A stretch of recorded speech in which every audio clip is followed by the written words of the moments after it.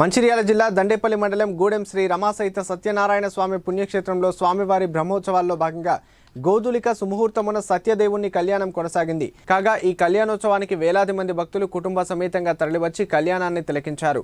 ముందుగా గుట్ట కింద నుంచి స్వామివారి ఊరేగింపుతో ఆలయ అర్చకులు ప్రత్యేక పూజలు చేశారు.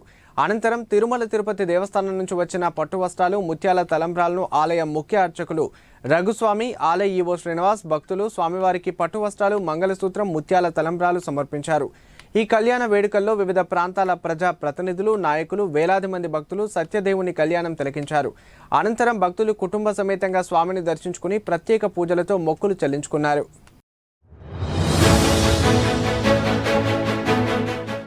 మంచిర్యాల జిల్లా దండేపల్లి మండలం గూడెం గుట్టపై వెలిసిన ప్రముఖ దేవాలయమైన పుణ్యక్షేత్రమైన శ్రీ రమాసహిత సత్యనారాయణ స్వామి వారి దేవస్థానంలో బ్రహ్మోత్సవాలు 18/2/2024 నుండి అత్యంత వైభవంగా ప్రారంభించబడ్డాయి. ఇందులో భాగంగా ఈరోజు స్వామివారి కళ్యాణము అత్యంత వైభవంగా కన్నుల పండుగ ప్రారంభించబడినది. ఇప్పుడిప్పుడే భక్తులంతా వేల సంఖ్యలో భక్తులు స్వామివారి కళ్యాణోత్సవానికి విచ్చేస్తున్నారు. భక్తులకు ఎక్కడ ఎలాంటి ఇబ్బంది లేకుండా క్యూ లైన్స్, మంచినీటి వసతి, బారికేడ్స్, అలాగే పందిర్లు, ఇతరత్ర అన్ని రకాల సౌకర్యాలు ఏర్పాటు చేయబడ్డాయి.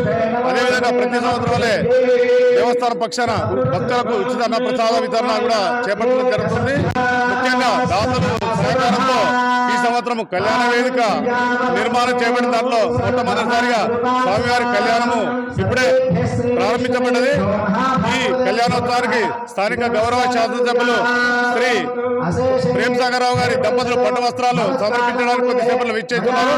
అలాగే స్థానిక ప్రజాప్రతినిధులు, అధికారులు ఈ కళ్యాణోత్సవాల్లో పాల్గొనడానికి విచ్చేస్తున్నారు.